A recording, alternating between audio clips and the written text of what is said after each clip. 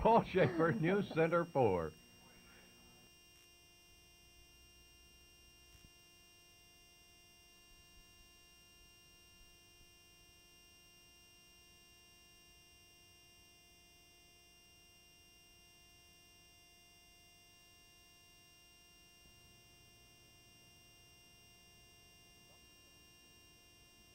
Dr. Tom McNish is the chief in residence and family practice in Bexar County Hospital District, elected to that post just last Friday. March is a special month for Dr. McNish. 7 years ago, on March the 4th, he was released by the North Vietnamese after being held prisoner of war for 6 years. When he returned home, the Air Force sent him to medical school. After completing his residency, he expects to be assigned to Brooks Air Force Base.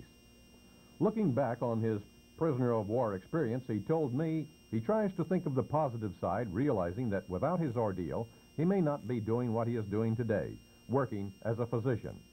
But there are regrets. I don't regret what I did. I regret that it wasn't utilized in a better way so that we could have got something out of our effort in Vietnam. And of course, every once in a while, I see Jane Fonda's name on a billboard, and I think back to hearing, her making tapes in Vietnam, broadcast to our soldiers, encouraging them to kill their officers. And Dr. McNish was shot down in September of 1966 while flying an F-105 over North Vietnam. The North Vietnamese provided Newsweek magazine with these pictures. They call them the capture of then First Lieutenant Tom McNish.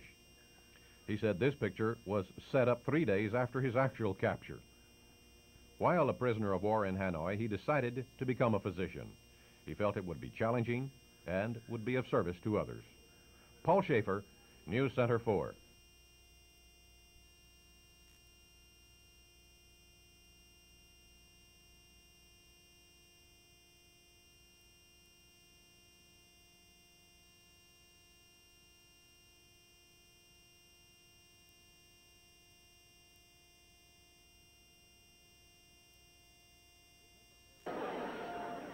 Remember Mary Ann of Gilligan's Island?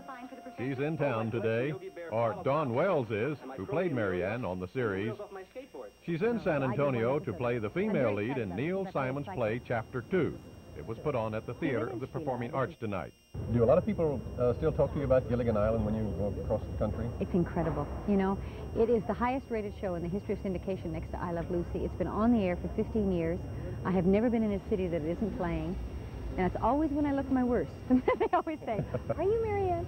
Yeah, a lot. Does it flatter you that people remember you for that role? Yes. Or would you rather be remembered for other roles? No, because I have a very warm, wonderful feeling about the show. I love the people I worked with. I adored the producers. It was a fabulous experience for me. It provided an identity for me that has kept me working, doing other things, but at least because of the name value, it helps, it helps a great deal. I have no criticism of it at all. The critics, of course, have bad rapped us for a long time, but the public has loved it. You get a lot of fan mail? A lot. My fan club president, I have a fan club president who's a Texan, as a matter of fact, out of Houston. And he told me that I have the second highest number of members of a fan club in the United States. Is there? I think there's a new crop of kids, of course. With all the reruns, everybody under 12 has never seen the original show. Look for Dawn or Mary Ann in Gilligan's Island each afternoon on TV4 at 4:30. Paul Schaefer, News Center 4.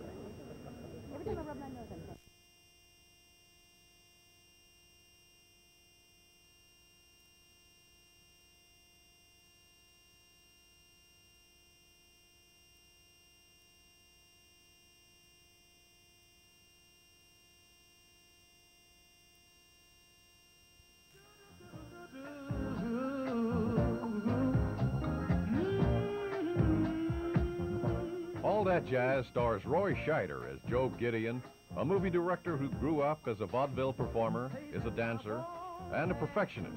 He's a man who drives himself very hard, perhaps too hard. The 20th Century Fox and Columbia Pictures film was directed and co-authored by Bob Fosse, a man who did all the things Joe Gideon does in the picture. During a visit in Dallas with the Oscar, Emmy, and 8 times Tony Award winner, I asked him if Joe Gideon is Bob Fosse. No, not really. It's based on some incidences that did happen to me. He is a director, choreographer, so am I, but a lot of it's been fictionalized and characters added, and things out of chronology, events, etc. It's about a hard-working, hard-driving man. Are you giving That a much message is true. there? That much is true. Are you trying to tell people that they work too hard, they're too much perfectionists? Yeah, I think people do. I think the idea of success in America has killed a lot of men. You know, the driving, pushing to be a success or to do something important. And I suppose that's part of what the movie says. Hopefully, it says it in an entertaining fashion, and there's singing and dancing in it. But Bob Fosse's movie All That Jazz has been nominated for 9 Academy Awards. Paul Schaefer, News Center 4.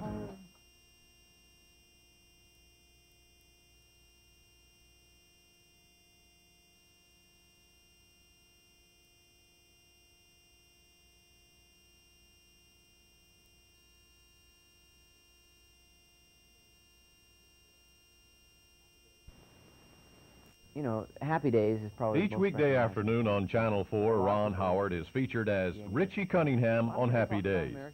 Ron has been acting in movies and on TV just about all of his life.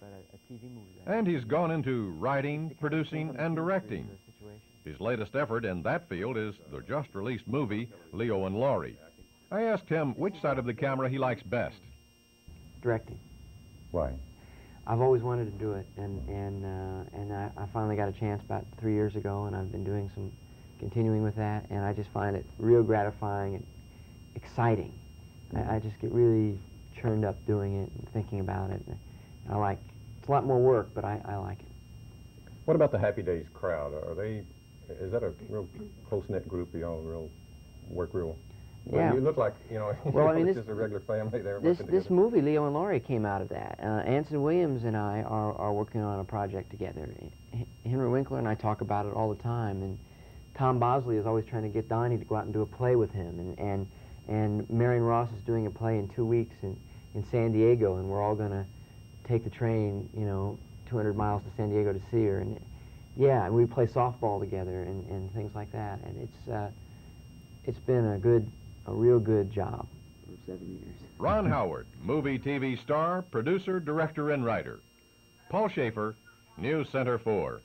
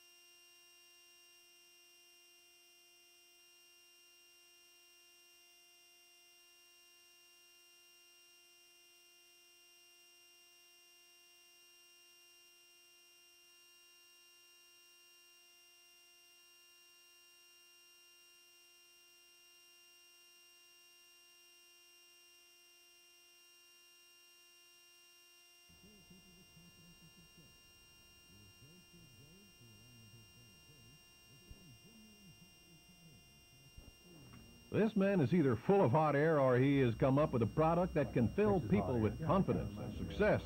He's J.K. Groves, who, along with his brother Billy, is selling genuine Texas hot air in a plastic squeeze bottle. Is it for real or is it a gimmick? I listened to his sales pitch and I'm not sure. He told me his company doesn't have to manufacture Texas hot air.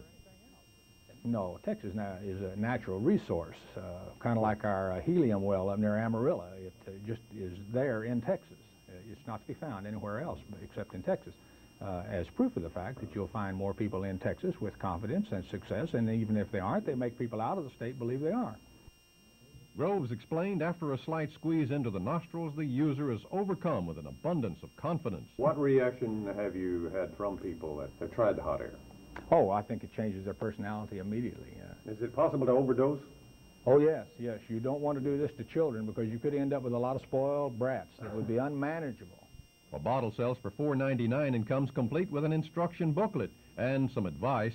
For example, do not whiff hot air while attending an auction, before writing your will, or while in the Army. Once a user has breathed hot air and become a believer, for $4.99 the company will issue a born-again Texan birth certificate, signed by William P. Cement, governor of nothing. Paul Schaefer reporting for NBC News.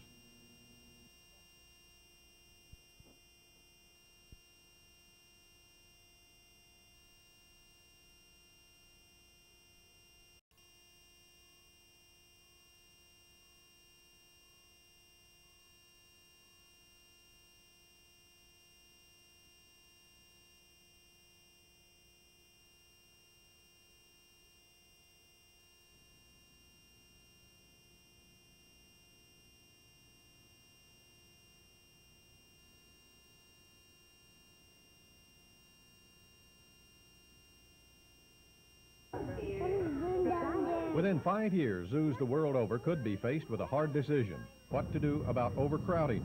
No one wants to consider the chilling solution that killing off exotic animals could solve the present population explosion. San Antonio Zoo Director Louis DeSabato is also the president of the American Association of Zoological Parks and Aquariums. He said that organization is studying possibilities to solve the overpopulation problem. Such as the storage of certain species in captive propagation centers, that may be perhaps private ranches where we could store numbers up to about 100 or 150 animals of various species, and we are developing presently some species survival plans to do just that. Zoos already practice birth control measures. At 5 cubs per litter, a female lion could produce 10 cubs in 1 year. DeSabato said relocating predators such as lions and tigers in areas like private ranches is a bigger problem because no one wants them in their backyard. He said exotic animals are, in some cases, being returned to their home countries. We would have to be assured that the animal would be put into a protected area or reserve where they can reproduce naturally. DeSabato feels that knowing the problem exists now is half the battle, and planning ahead now